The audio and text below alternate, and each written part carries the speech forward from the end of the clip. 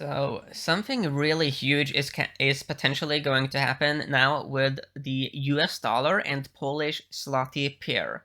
First off, read this disclaimer carefully. And do your good deed of today by liking and subscribing. So here we have the pair, we have a 19% here move from the 52-week low, and we are basically at the 52-week highs. So we have seen massive moves in the forex market, due to the situation in Ukraine, and there's been massive escalation all over the place in both directions, and we are seeing a very unique event here currently in this currency pair. Generally speaking, I am not really interested in breakouts because breakouts are very often a missed opportunity. Whenever you see a breakout, you should think to yourself, I really wish I got in earlier. Though there are certain breakouts that are such a big deal that we just have to analyze it. Okay, so here we do have a multi-decade range. So let me just draw that in. So this has been, a massive range that's been lasting for a long time, literally decades. So you see that we tested the same level back here. That was in 1999. Here as well. Here it was, a clear resistance. Here we struggled when we reached that level. Here as well. But now we are flirting with a breakout. We haven't seen the full bore breakout yet. The issue here for the bulls is that, the previous times we tried the breakout, here we tried the breakout, here as well, we did see that, the bears came back into action. The way this is different, this time is that, like Poland, it is relatively close to Russia. So there could be concerns about the Polish zloty simply due to proximity. And Poland, it has quite the history in terms of how it's been a trigger event for major conflicts in the past. We are certainly seeing that the investors are very bullish on the US dollar, which means that they are bearish on the Polish zloty. And this multi-decade breakout, if we do see it really come into its own, that's a really big deal. Really big deal. When we go here to the daily data points, we see that the move is definitively very strong, and we have not been able to break out yet above this high we made here in March of 2020. If we look here at these other indicators, when we look here at the RSI, it certainly is in the higher end of the spectrum, and also the distance from the 20, 50, and the 100 week, and also the 200 week moving average. The last time we were high across the board, that was back here during this major high, and that did lead to a significant pullback here in the US dollar. So obviously, this is a situation where from a purely technical perspective, we do have the potentiality of a breakout, but also we are literally at levels that have triggered more substantial pullbacks in the past. So if we measure, as an example, this pullback here, from this high to this low, that is minus approaching 16%, and that is very huge in the forex market. So that is basically the charts. Looking here at the daily data points, very high here on the MACD, RSI, and also the PPOs, like really high levels. The last time we had high levels across the board here on the daily PPOs was back here, and that also marked a key high before a substantial pullback. So in terms of the line here in the sand, so I do like to use technicals as a risk management tool. I do think that one could very strongly argue that we are overbought. But when we look here at the long-term radar, then we could write multi-decade breakout, question mark, because we don't have that confirmation yet.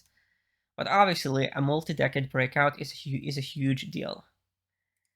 In terms of the technicals here, So what does this favor? So purely from a technical perspective, this setup, it does favor the bears a bit more, even though, yes, a breakout is bullish, but it is more bullish when it is fully confirmed. Now we currently have these overbought readings that has a tendency to lead to mean reversions. So the pure technicals here, I would give it to the bears. But the super key thing here, which we will get into in terms of the fundamentals, is that this is very driven, of course, by news. We have a major geopolitical event in play at the moment, and obviously any change there in favor of either NATO or Russia is going to have a very substantial effect on this currency pair and make any kind of technical signals irrelevant. And that is something we are seeing currently in crude oil. So even though for all intents and purposes, crude oil is extremely overbought, it's absolutely ridiculous, but given the current supply chain situation with crude, it just keeps roaring higher. When it comes to the current setup, where yes, we are overbought, but simultaneously we could have a full bore breakout. The seasonality. So looking here to the right, so here we have the average over the last 5, 7, and 10 years. We do see that there's a tendency for there to be some pullback heading towards the 11-ish of March. Then we do see that final push, usually a final push heading towards 18th of March. So that is the typical seasonality. So it is possible that we could cool down the overbought readings through a little bit of a pullback and then have the final push that confirms the multi-decade breakout. Looking here to the left, and we see over the last 5 years that February and March are strong months. They just are. Over the last 10 years, February, March are strong months for the US dollar in this pair. So it closes higher than it opened 70% of the time in March. Over the last 20 years, then February and March they do lean bullish, but April does tend to have some weakness.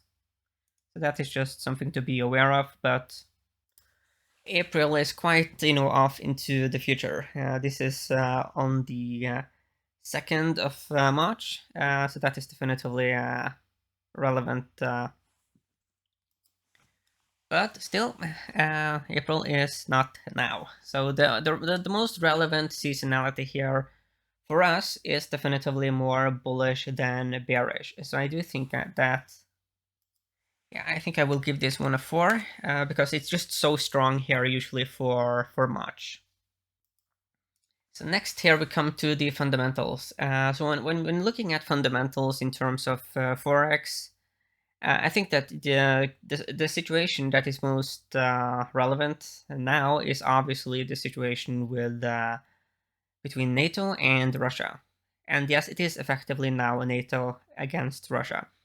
We started off, with this conflict between Ukraine and Russia, but what effectively has happened is that the enormous amounts of military gear and support that has now come to Ukraine, it sort of made Ukraine NATO-ish. It is not technically speaking a part of NATO, but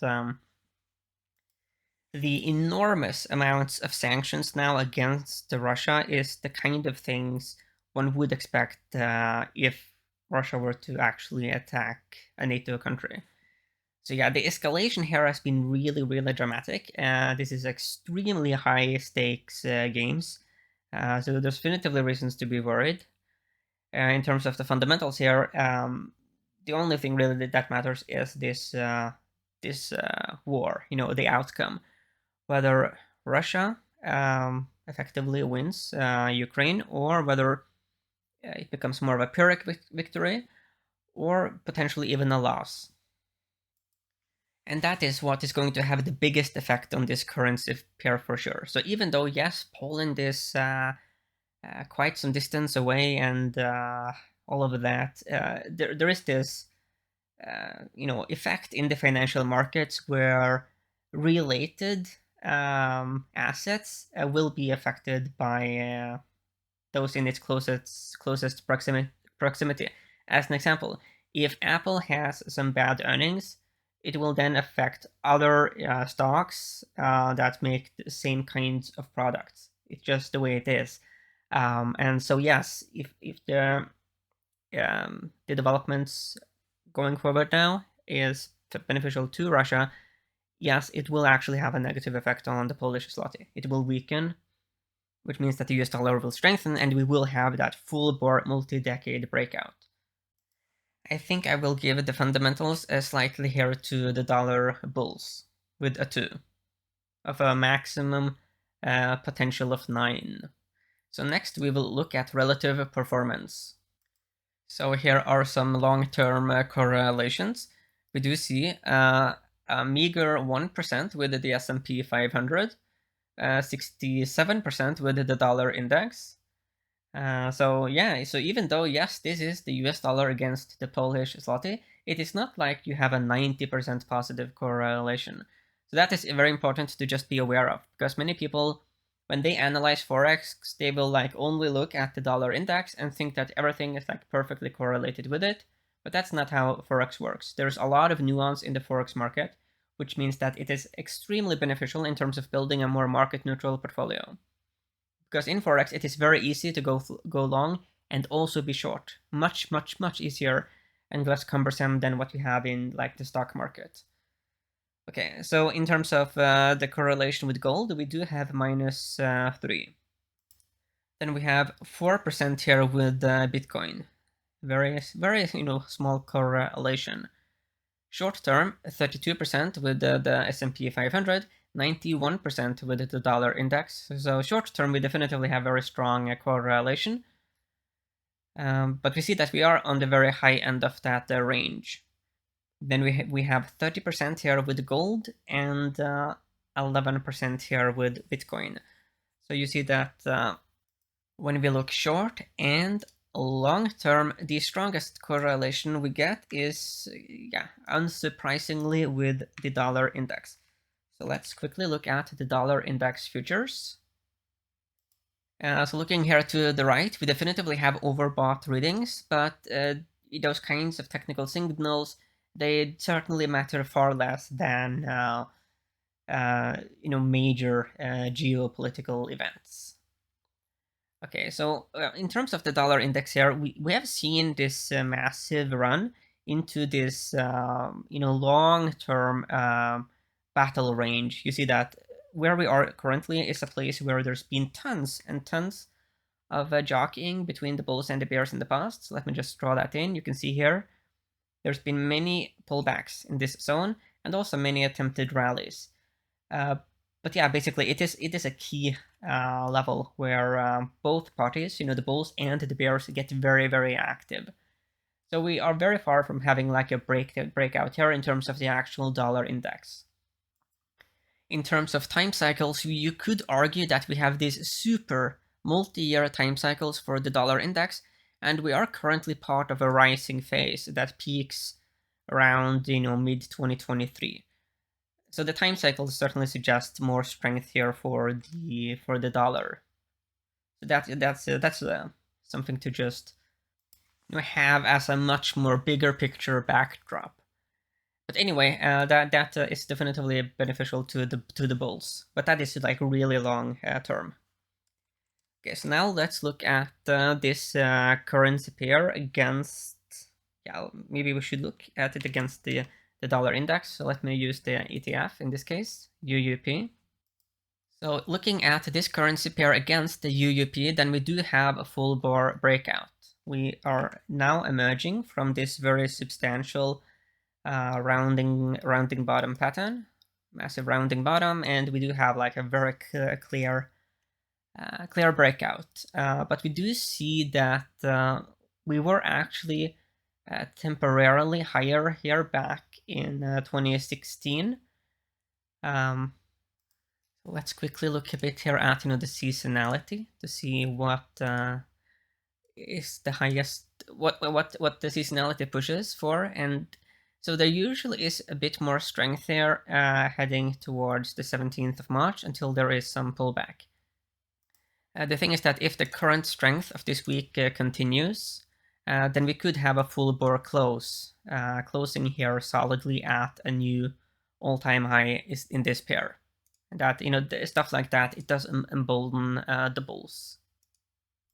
So in terms of the relative performance here, I do think that there's something especially interesting happening here in terms of the broader dollar index being part of this major super cycle that is definitively bullish.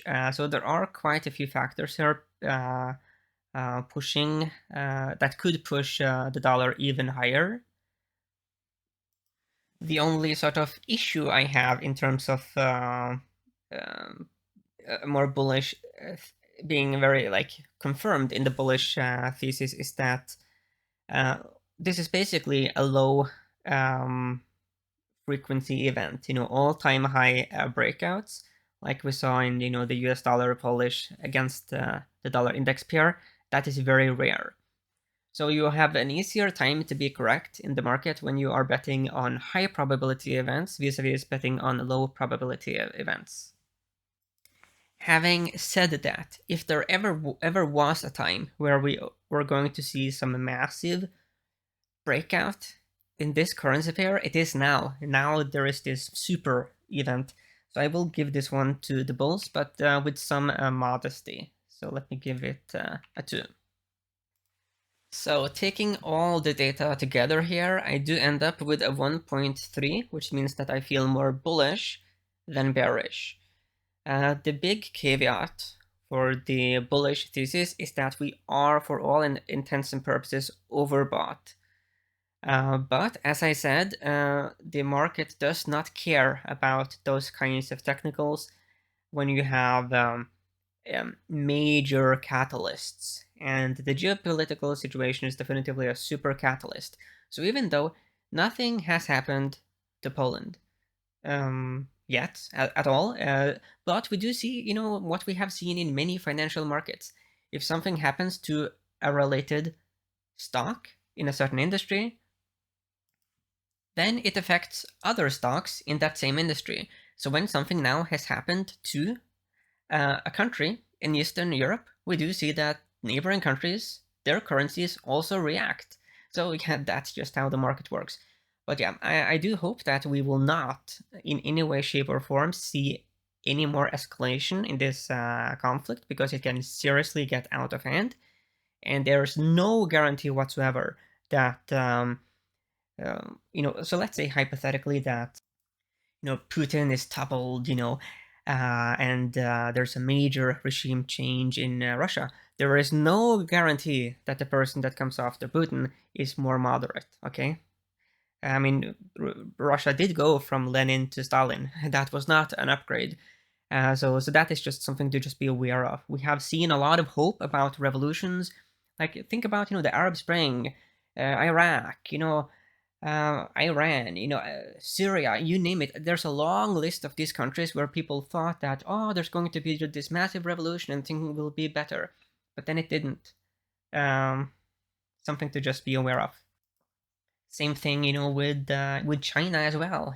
During, I mean, the rule of Deng Xiaoping, many people thought that, it's basically going to become a Western country. Well, it didn't. So it's very important to just be very objective and very modest in expectations. And because of that, one should also be very, very careful about any kind of escalation when we do not know whether there will be a better outcome than what we have currently.